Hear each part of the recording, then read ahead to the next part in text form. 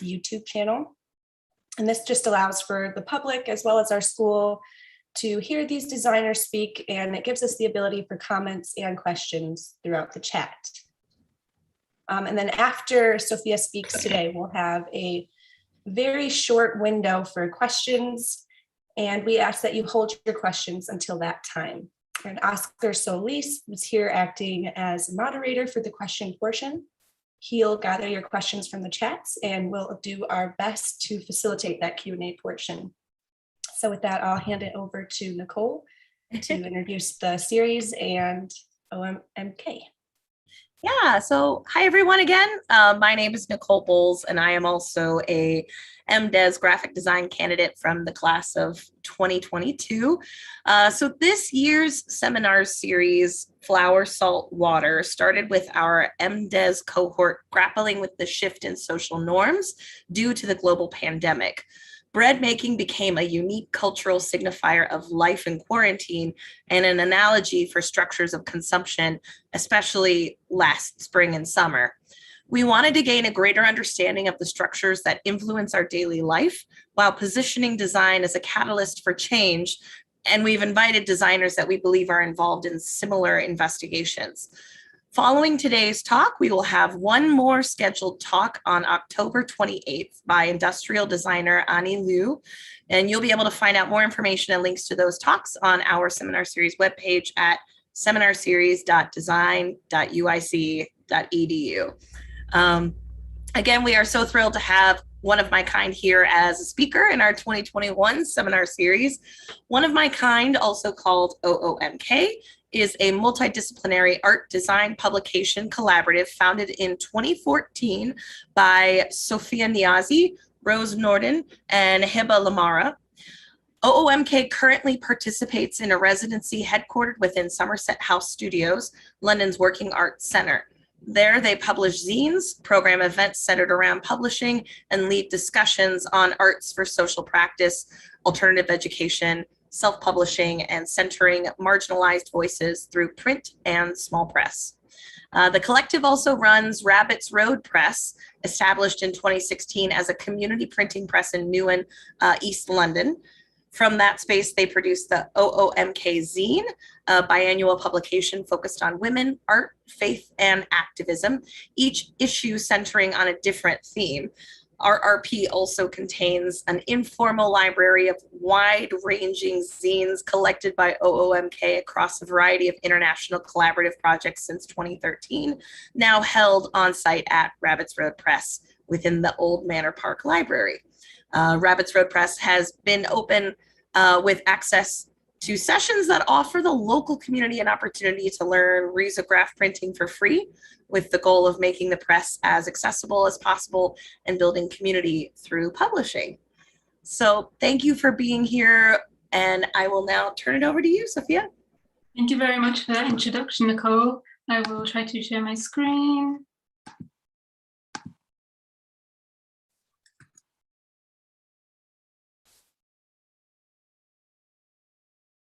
Bear with, I'm just changing the presentation over. So I'm going to toggle between two presentations because I read the email and I noticed you wanted me to talk about publishing in a pandemic. So I'll add that bit to the end. Let's do this as full screen. Okay, so I'm Sophia. I'm 1/3 of OOMK. OOMK was actually started by myself, Rose, and an artist called Sabah Khan, and then Hiba joined us in 2014. Just like Nicole said, it's an art publishing collective and a biannual publication based on women, art, and activism.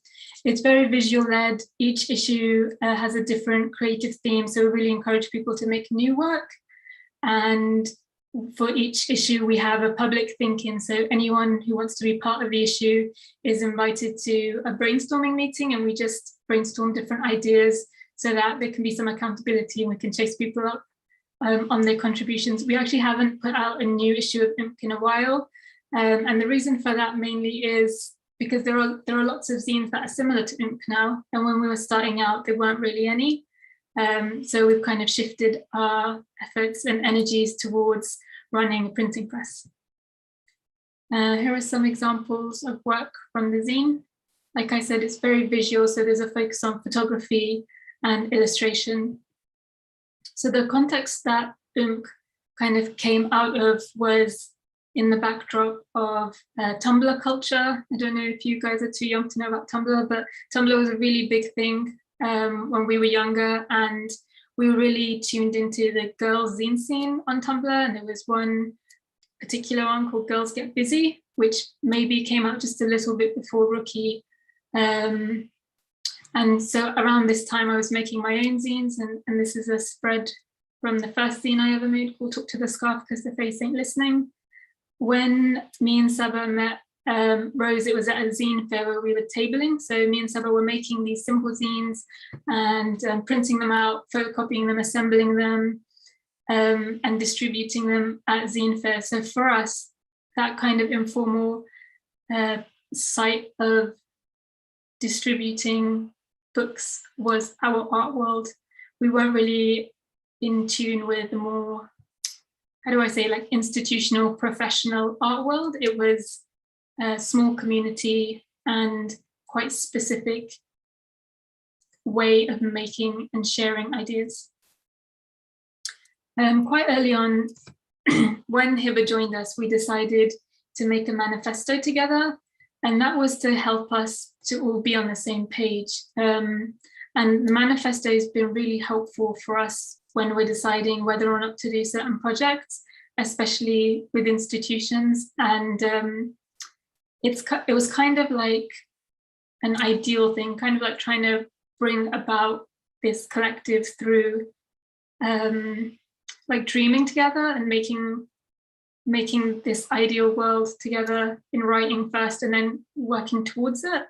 It's not something that we made right at the beginning, so it was after 1 or 2 issues of the zine.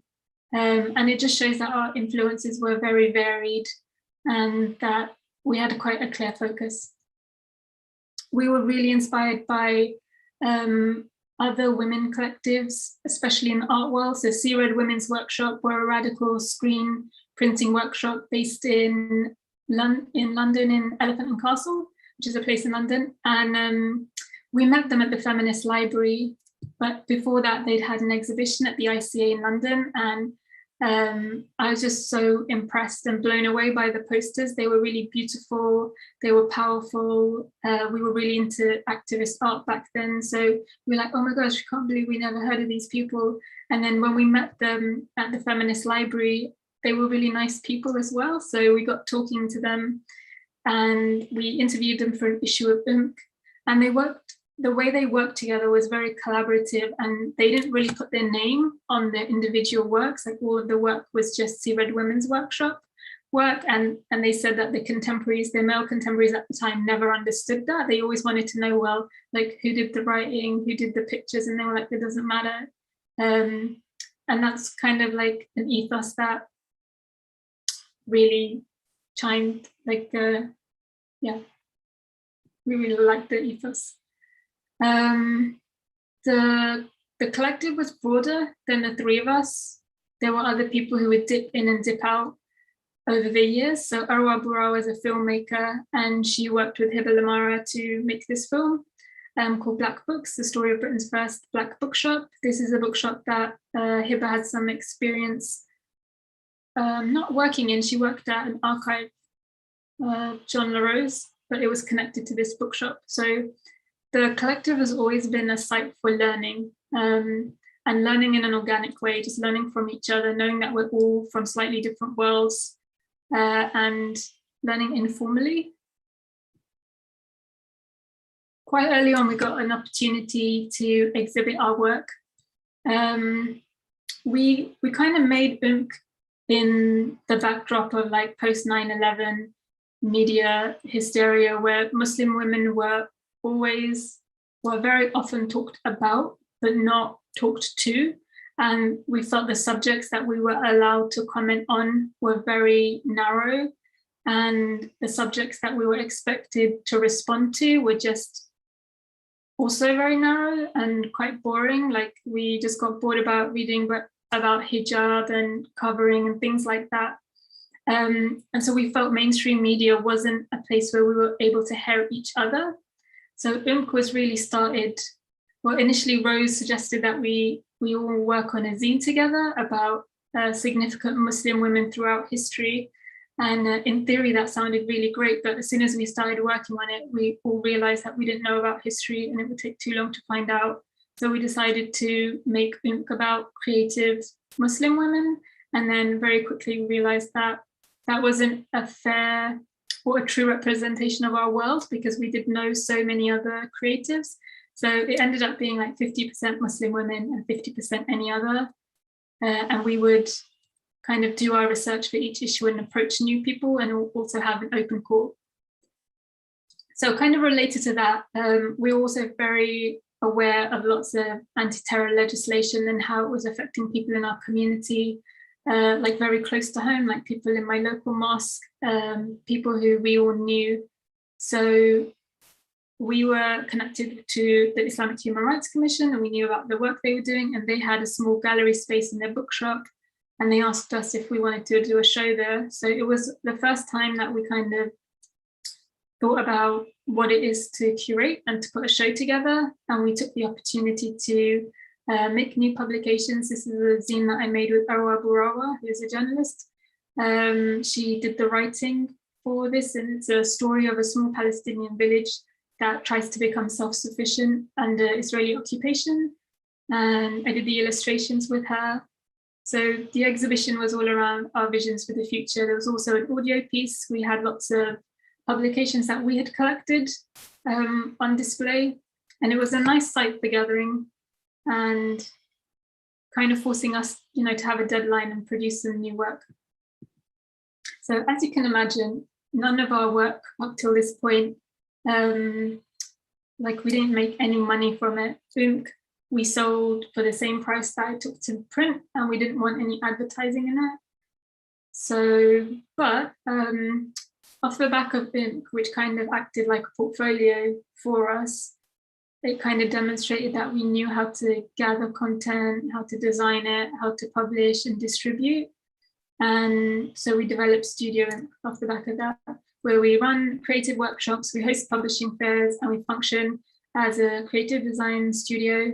We have produced printed matter and design content for lots of people, like the Museum of London, Bookworks, Tate, Arnolfini, more recently, Serpentine Galleries, and some other places. So the zine was quite focused on showcasing other people's work. And it was really nice when we got this opportunity with Bookworks to actually publish our own book. So this was written by myself, Rose, and Hiba, and it was all about the future of it was all about libraries, the past, present, and future. And we each took responsibility for writing a chapter and gathering content for it. And it was really fun because it made us feel like we were serious artists, and it also gave us some time to do research. And it gave Rose the opportunity to really play around with design formats because we had a nice budget behind the project. Around this time, we also learned about Arts Council funding, which was a way for us to propose a project and to get it funded. So there was one fund called like the International Artist Grant or something like that. And it's for artists in the UK to go to another country to share their practice. So we had friends in Malaysia, and Rose's father is from Malaysia. So the friends, they run a magazine called Odd One Out, and they had tabled at a zine fair that we organized in London, and they'd also interviewed us for one of their issues.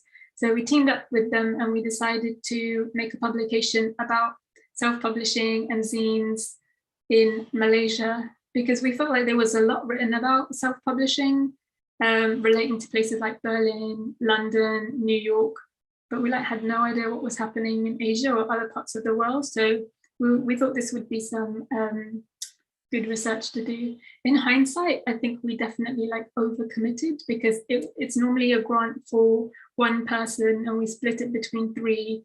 And we did this massive project that required lots of transcribing and design work. And then when we came back, I looked on the website for the other people who'd got the grant, and one of them just went to New York to read a poem. And I was like, oh my God, why did we do so much work? Could have just read a poem or like read a chapter of our book.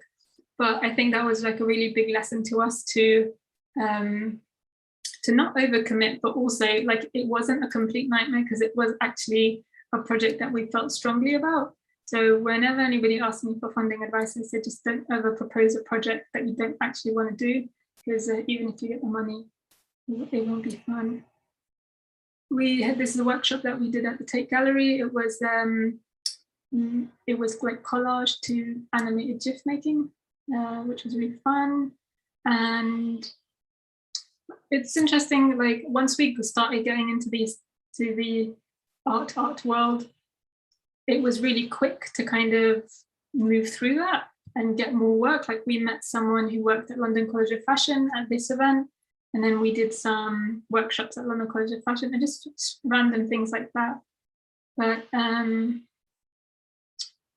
yeah, it's a way to make money as an artist, right? I know it's not like the funnest thing and it's not necessarily in line with your practice, but we really appreciated that it was a nice way of making money. We really liked working with people. It challenged us to try new things. And we met other people as well, not just work related, but we made friends through events like these. Another residency opportunity we had was at South London Gallery.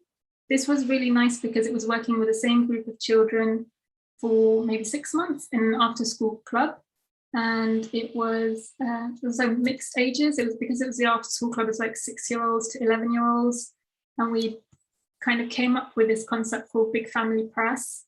And we did loads of workshops with them, which centered the knowledge of children and coming up with intervention and ways for them to share knowledge amongst themselves and adults.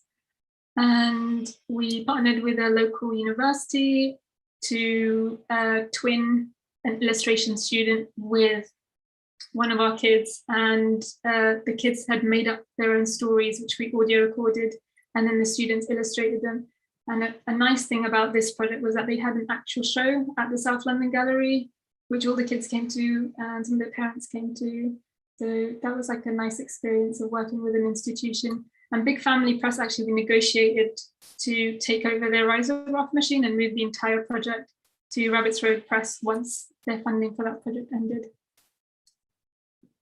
Next slide. Yeah. So we're really interested in the whole self-publishing ecosystem, from like gathering content to design to producing work.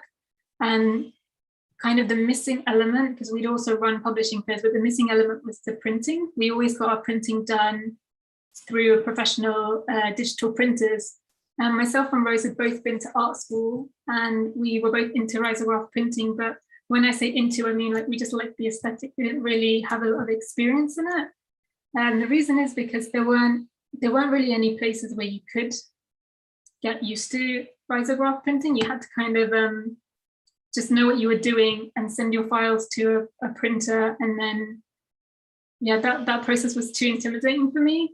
So when we were approached by an organization to be based in Old Man Park Library, we did a lot of research and a lot of thinking, because this library was really far away from all of us. So we were like, oh, this is a really good project. I don't want to get tied into like an 18-month like slog. So we did 6 months of research and we put in a funding bid with the organization, and we did different work experience and interviews with different risograph presses. And we really loved the idea of having like the means of production, having control over that. And also even with OOMK, we felt like we were gatekeepers, because we were editors and we were controlling what went in and what didn't go in. But having a printing press would mean people can just print their own work. And I think for both of us, the two things that we appreciated most about art school was this kind of access to a regular creative community and access to facilities. So we were quite clear that the program should be something which is like the same every week. So we started open access, and then like anybody could come in and we'd teach you how to do, and we teach ourselves at the same time, how to make a 2-color risograph print. Risograph, if you don't know, is like a type of printing. It's a bit like silk screen printing, because the machine prints layers. So if you have like blue and yellow, you can make green depending on the opacity. And it was really popular in the 80s amongst churches and political parties and schools because it was a cheap way of getting color into ephemera without doing like expensive digital printing. So we really loved like this culture of DIY publishing and this radical publishing behind it. And in the past 10 years, lots of artists and designers have taken up the machines as like an art making, as like a printmaking process. So it meant that people could make prints to sell as well that were quite affordable, but had like a really nice, you know, they just look cool. The hair, yeah, this is kind of like how open access runs. We have like basic materials. If you're local, an induction is free, and then you get like 10% off printing. If you're not local, an induction is £10. It was really nice before COVID because it would be open door, anyone can come. But since COVID, we've had to have like an online booking system, which means there's a lot less, it's not as, there are not as many chance encounters. Like the first year we ran it, it was so nice to have the same people coming every day, and a few of them are now part of the staff team.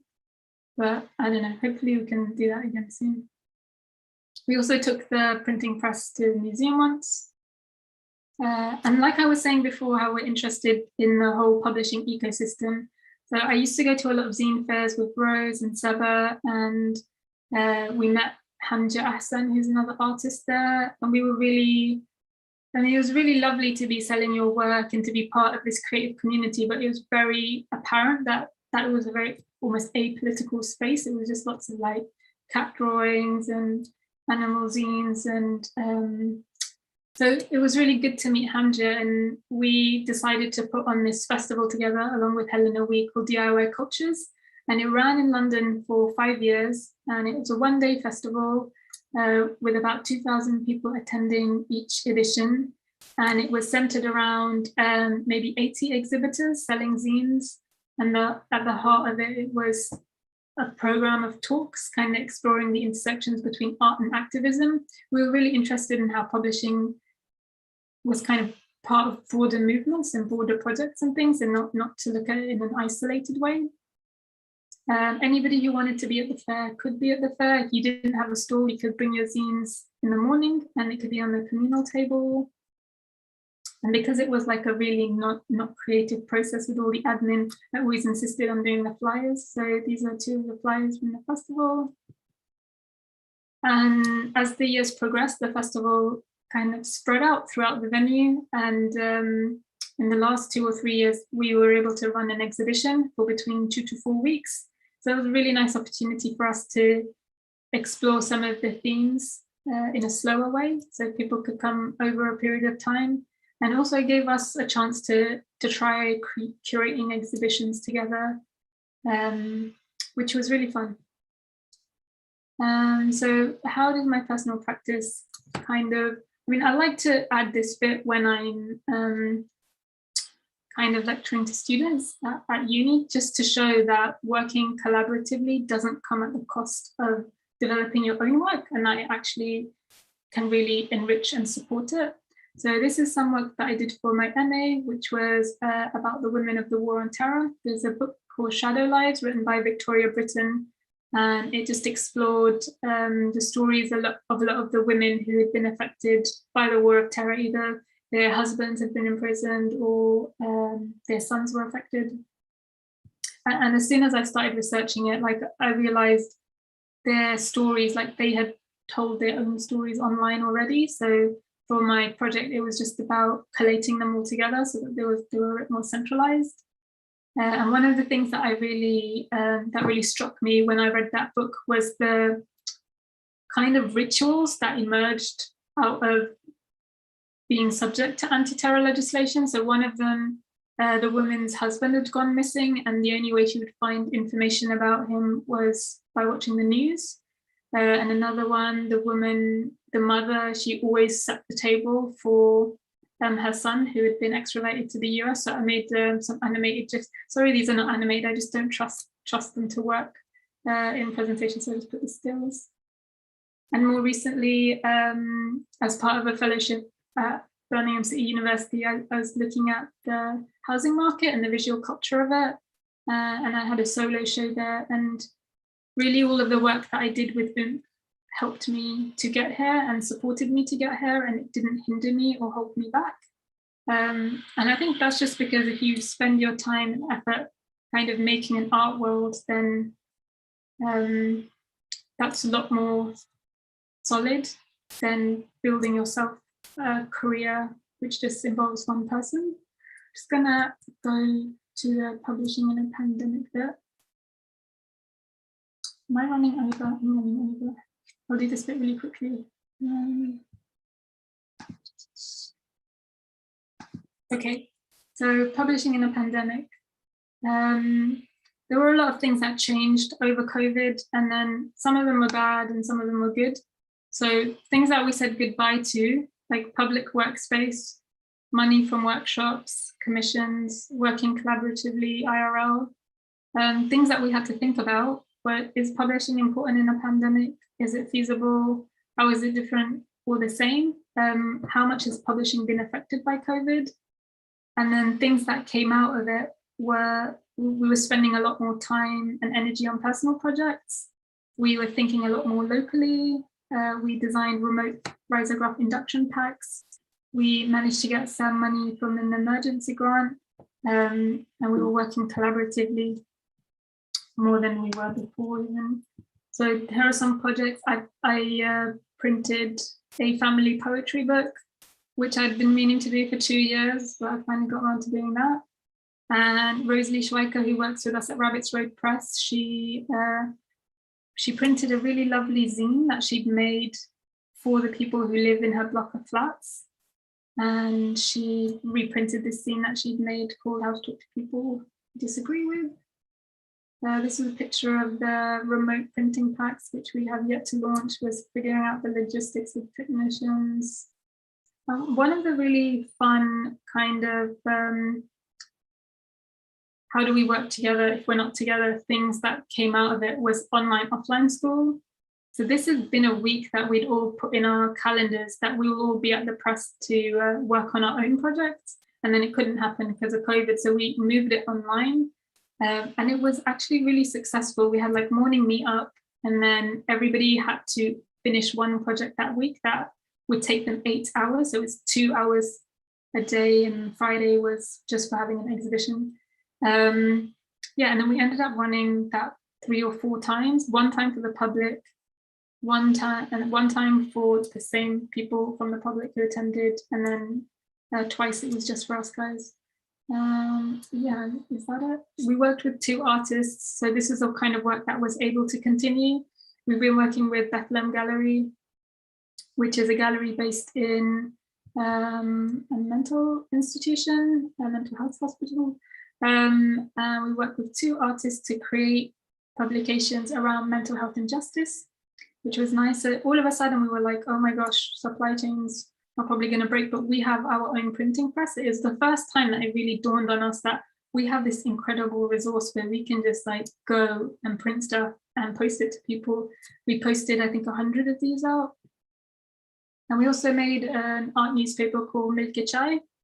And this is a project that I run with Lisha Nandra, and it's a cafe that we ran in Kathmandu, which was like a friendship.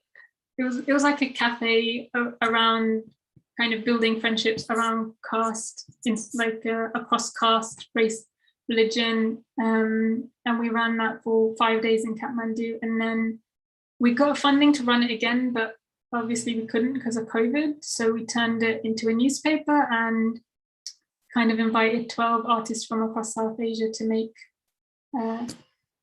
artwork for that, and then distributed that. And we printed that during COVID as well. And that is the end. Stop sharing. Sorry for running over. Thank you so much for presenting that. No problem. I believe we are going to turn it over to Oscar for our Q&A portion. Oscar, take it away. Yeah, thank you so much for your presentation. So I think Lane is actually going to start it off with one of the questions that we have in the chat. So if you have any questions that you'd like to ask for the collective, go ahead and put it in the chat and we'll kind of address them as they come in, okay? So Elaine, take it away. Yeah, hi everyone. I was actually just going to start with Cheryl's question that she posted in the chat. She says, it looks like most, many, or all of the workshop participants are female. Do you hope to attract female workshop participants and alt publishers?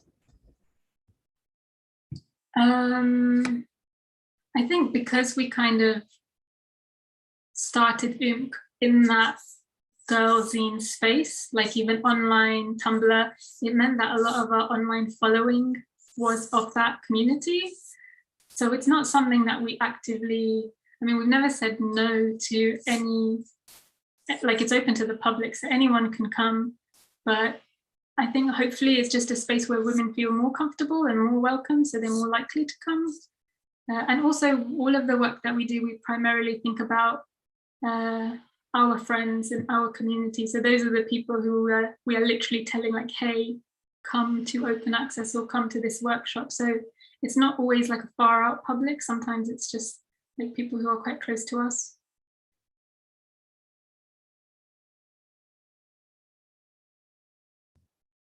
Yeah, that's really interesting. Do you think like your participation in like the Tumblr network kind of fueled your interest in this kind of like collective or democratic publishing? Yeah, I mean, in two ways. I mean, in the way that it opened up access to seeing all this different type of content, and there was a lot of like history related content on Tumblr and stuff like that. So there was a lot of learning going on there. But we also felt like loads of people were building their identity off the back of reblogging instead of making their own art or having their own opinion or making content. So it was also like in opposition to Tumblr culture. It's also like, we need to take up space in the real world. We need to have a publication that's not just gonna disappear into the scroll. And we're kind of also hesitant about digital culture because we didn't really understand like how it could be preserved or how it could be distributed in a way that was random. Or so for us, the idea of making a publication meant that we would be spending time together. It'd be a way of building friendships. We really think about art making as going hand in hand with living, and not that kind of gallery culture, which you've got lots of things that say I was alive, as opposed to like, this is us. We're just making weird stuff together and having fun and learning at the same time. Yeah, I love that. And I think a lot of us here in the design kind of community in Chicago, we have similar sentiments. So that actually leads me to one of my follow-up questions that I have. Do you consider yourself like a part of the radical publishing tradition? Or maybe you can speak a little bit more to your approach, like your methodical or philosophical approach to publishing? Yeah, I mean, I kind of hope so, but our ambitions were quite humble. It was like, let's make fun things to distribute and let's give each other deadlines so we actually finish stuff. I think in terms of just making a culture and having control over it is in that same kind of trajectory, that same kind of timeline of radical publishing. So yeah, we feel like we inherited a lot from it, but like I don't know, I wouldn't overstate like the achievement. So I think the main thing is just like, we make stuff. It doesn't take a lot. You can also make stuff, and the zine fairs are so fun because it's just loads of different people. I mean, that's one space that I would say it's definitely not women only. It's very, very mixed, and we love that. We love talking across and, you know, mixing and mingling, and that's why those events are fun, because like you'll see someone the first year and then in the 5th year they'll be tabling or they'll make friends, or it's just space for chance encounters, the way, you know, online is so controlled and it's difficult to kind of do that. Yeah, no, that's great. And I think there's something really exciting about like a temporary publication or like a temporary group that's like a one-off project, right? So you can do things that you might not ordinarily do but you've given yourself that timeline to kind of like execute in this really exciting way. And I think a lot of your work or your collective's work achieves that in a way that's like really compelling, and it makes us want more. Yeah. Yeah, I think we have a lot of energy. Yeah, we put a lot of energy into it, and we're more interested in like what impact it will have on the person who buys it, as opposed to seeing it in any sort of like art history context, or So yeah, the galleries are like dead spaces, and we've always been, it's not that we have worked outside of them because we've been rejected by them, but it's just not the site of living. Like the places and the venues that we've worked through, they're places where people gather, which are not just for like staring at something that you've been told you should look at. It's like more dynamic than that. And so yeah, it's not scared of this idea that it's not permanent. Like that's not scary to us. It's exciting because if you build a culture, then you know that will keep creating things, whether it's you creating them or someone else. And that's a lot more exciting than trying to create something that will stand the test of time, or that no one really loves, or like, yeah. No, I think it's so compelling that, so many, especially back in the early 2000s, everyone was just reposting the same things. So the fact that you're taking the initiative to be like, hey, what you're thinking and your perspective is worthy of like being printed and published and distributed. Yeah. That's kind of like radical ownership in a lot of ways. And it was our conviction in the making process being very nourishing and fun and enjoyable, and that people were denying themselves of that through this like cheap shortcut of sharing something nice that someone else had made. And it was like, no, you got to do the messy, tough stuff, and that's what's like challenging and fun, and yeah.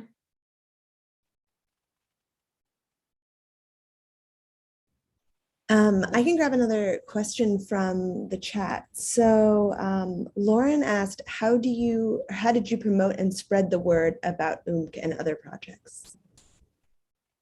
Yeah, that's a good question. I think in the early days, we were really, the idea of spreading was like, yes, that's how you know things are going well, because loads of people are connecting. And in recent years, we've been like, it's not important to spread and it's not important to grow. Like if we've attracted a number of people, let's just make things with them in mind. It's not really important to,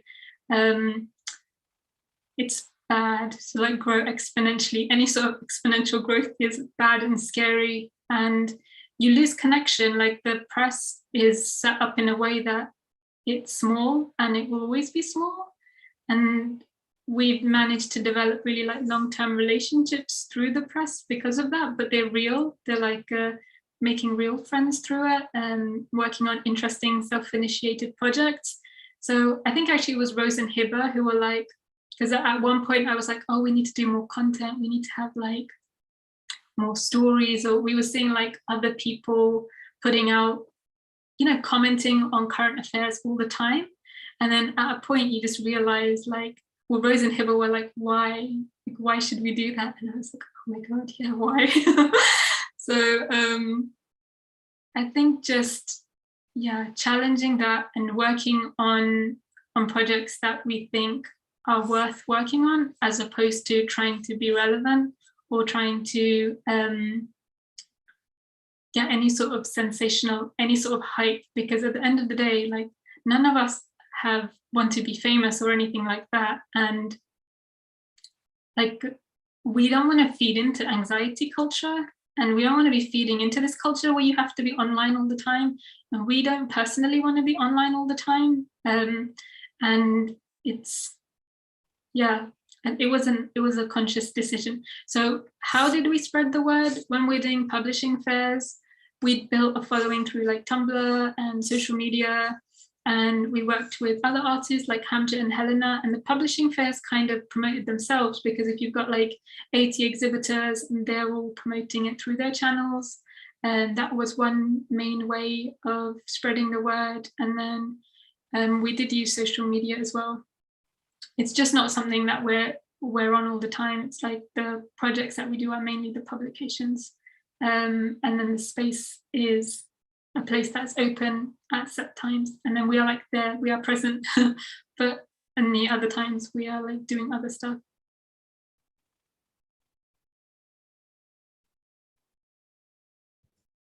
I have a follow-up comment to that.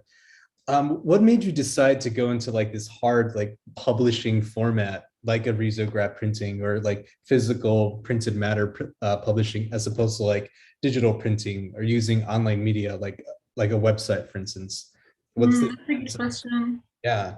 I mean, I don't think we've ever worked in opposition to online, because like I said, like the first way that we got our call outs out was through Tumblr. So we were and we were helped a lot by people like Beth from Girls Get Busy, who would reshare, and other projects that were similar.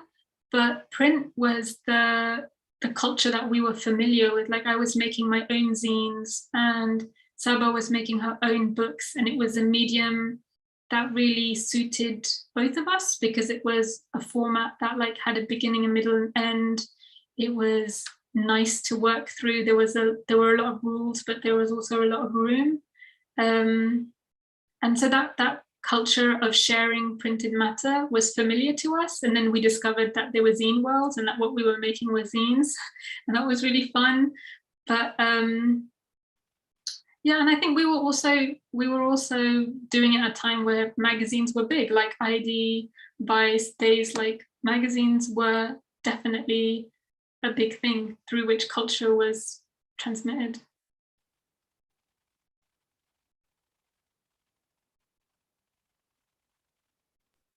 So I have another question here from the chat. It's from Austin, who states, "I love the encouragement towards collaboration and working together on projects. I know you listed ways that the pandemic has affected the studio and press, but have you found ways to collaborate successfully in these new social restrictions?" Yeah, we did something kind of, everyone from Rabbits Road Press, like when the lockdown lifted, we all went to a farm for a week, and like we I think we were in like massive like survival mode or something, or like what things are important at the end of the world. So we like learned how to milk a goat, and we learned about how to make like fruit leather and preserve stuff, and it was really funny, but it was also like serious times. We need to have some survival skills. So that was one way, because it was mainly outdoors, so we weren't worried so much about COVID. And because we spent so much time building these networks, we actually felt like they were quite resilient. Like we were able to run the online offline school because we were already friends and we knew each other. And yeah, I think we continued making, and we stayed in contact, and we were sharing the projects that we were doing in parallel. So I mean, I think it must be tricky to try to make friends online during COVID, and even now for students who don't have face-to-face teaching. But I don't know. In a way, I feel like the students are in, crisis bonding. Maybe it will be easier to make friends.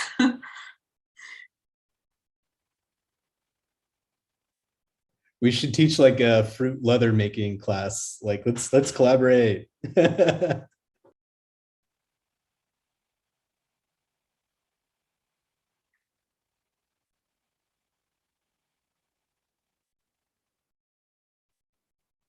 Oscar, I think you were muted when you asked that question. Oh, sorry. Lane, did you want to take the next one? Yeah, I can take the next one. So I've got one that Daniel asked. So Sophia, you mentioned in your presentation that you enjoyed having complete control over the means of creation and distribution. Can you talk a little bit more about how this sense of agency plays a role in your printmaking process and practice? Yeah, I mean, I guess it's something that's small scale we have always done in terms of making our own zines, printing them, even if it's just from a photocopier. But I guess with the printing press and with risograph, it meant that we were able to increase the print number and also use this really nice printing technique.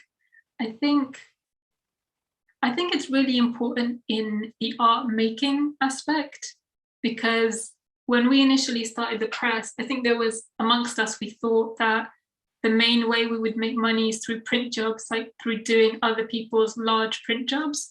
And we really quickly realized that that would like be a nightmare, because like trying to register and produce somebody else's work, it's like so boring and it's so long and probably not going to be good at it, and they might send it back. So it was just maximum stress and it wouldn't be that profitable.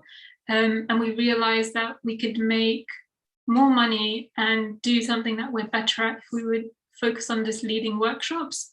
So instead of it being about printing lots, it's helped us to just make and test, because we have access to this machine and the stakes are not high. We can kind of make without consequence. So it means we're able to test things, make really small things, invite our friends to use the facilities. So it's created a lot of other projects. And it means we're able to work with a lot more artists, because we have printers and they're like, oh, so cool, you have printers. So yeah, it's opened up a lot more room for collaboration and learning from other people. They have like everyone's niche and weird stuff.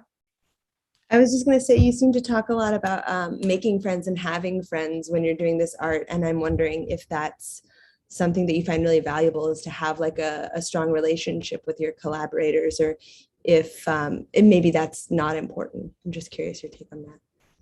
No, it's definitely important. I guess because when we were starting out, it wasn't like art was our jobs. It was something you do for fun.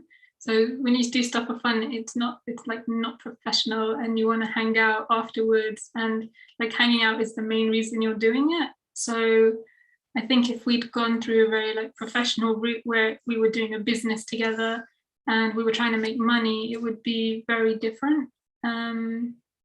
But yeah, it is really important, because it makes everything easier, and you are relying on each other. So you build trust, but you also have accountability. Like we also end up doing those things that we don't want to do, just so that we don't let each other down. And especially with art making, like if you don't have someone holding a gun to your head, sometimes it's like really hard to make anything. So really like appreciate that as well. Yeah.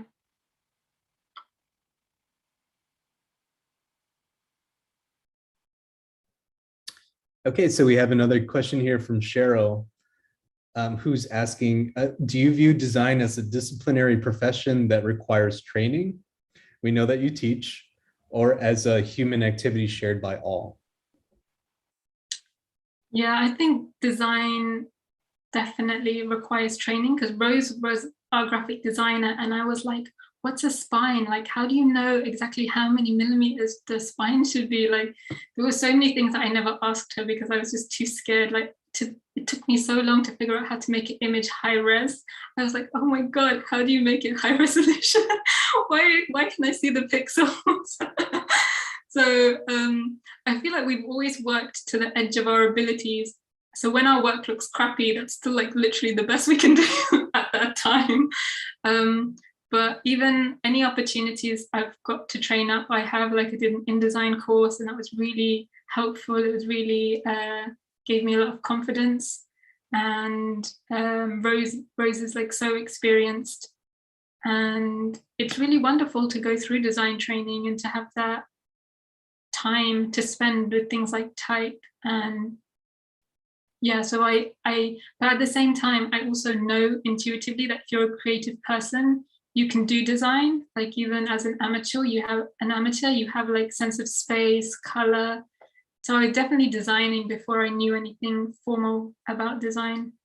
So definitely both, but I am all for experts and professionals. And I think we are too keen to DIY everything.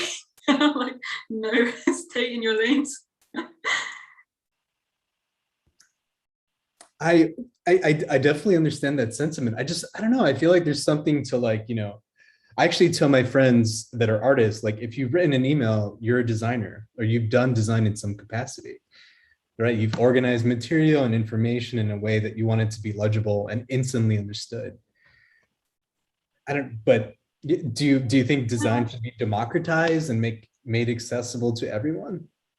I mean, I think things like Canva and those kind of online resources that make it easy for people to make posters and make the conveying of information clear.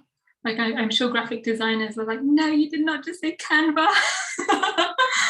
But I mean, I think it's fine. Like they're not trying to be prize winners. They just want to like look kind of nice and get their message across.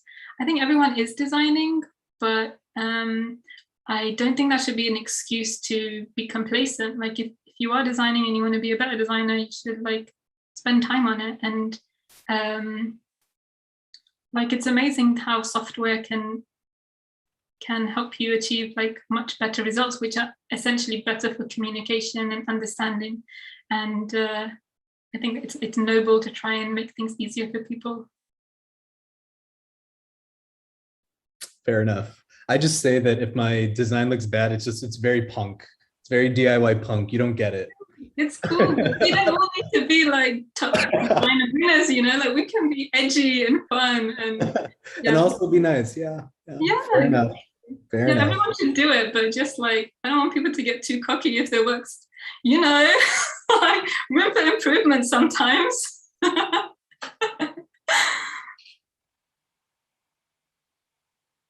Well, I think we just have, oh, actually we have one that came, but the question that I will ask now is, can you talk a bit more about your take on the relationship between anxiety culture and the collaboration and interconnection you promote?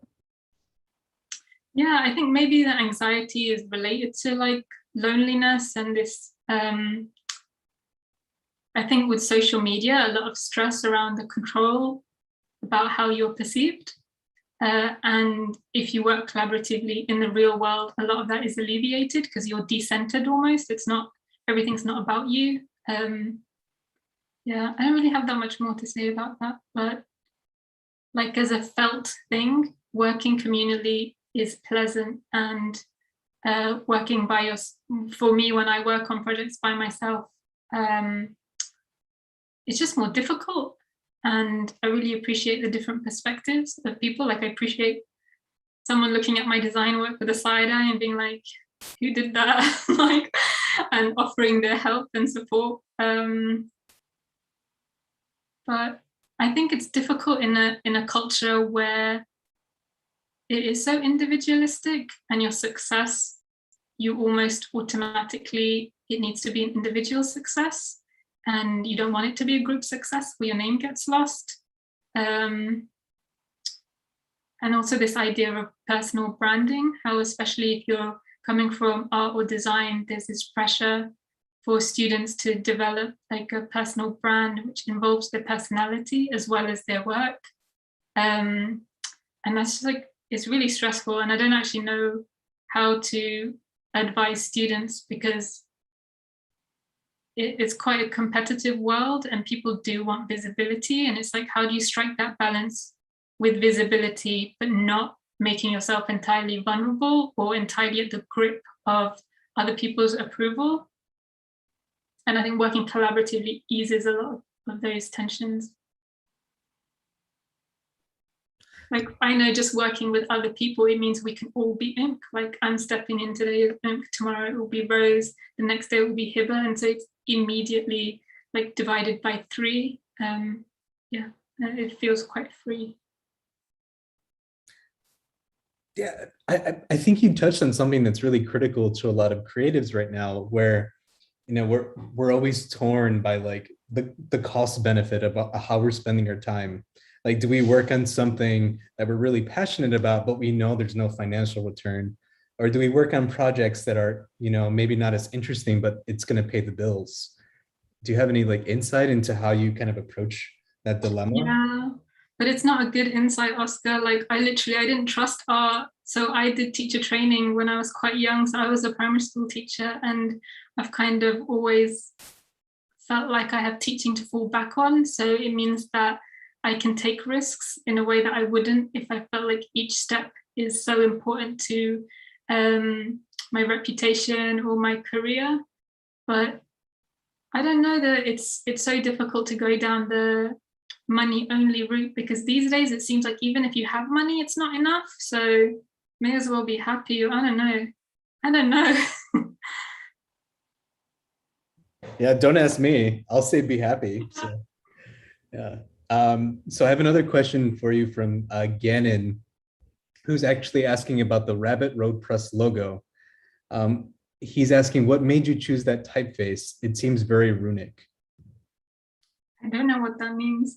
And neither do I. I actually just looked it up in the, I Google searched runic. I thought I misspelled it, but I think it's What is it? maybe like mysterious. Oh, Gannon, if you're around, chime in. I think like runes, you know, like rune symbols.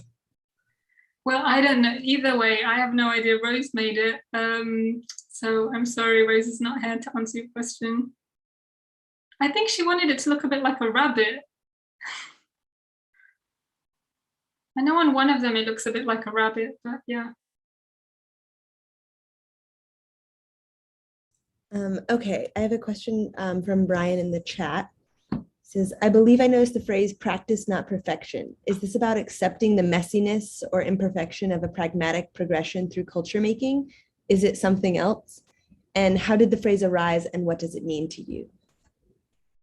Yeah, I think we're all about practice, and practice goes hand in hand with living, whereas the final piece is very much, you know, that I was here or I made something.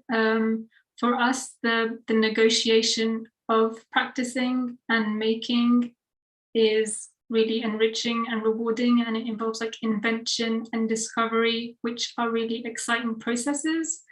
And we realize in order to do that, we can't have a set idea of what the final thing should look like. Yeah, I think it's taken a really long time to be able to practice without having a set final thing in mind. And I realize that the more I do it, the more I develop intuition. So there's less risk involved when I make these final type works or have a specific deadline or client.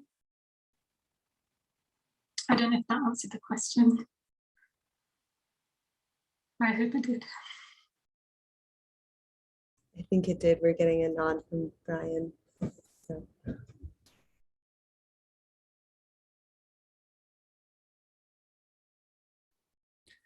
Okay, I don't think we have any other questions. Do you have any other like words of wisdom you'd like to impart on the graduate design cohort here in Chicago? Not really.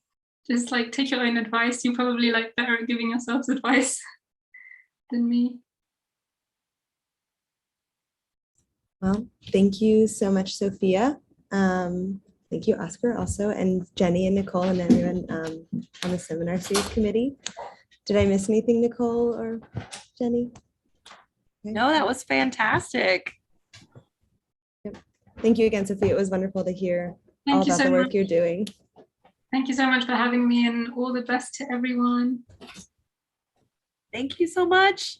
Have a great evening, everybody. Yeah, have a good evening, everyone. And thank you for participating, y'all. Bye. Thank you, Sophia. Have a good night.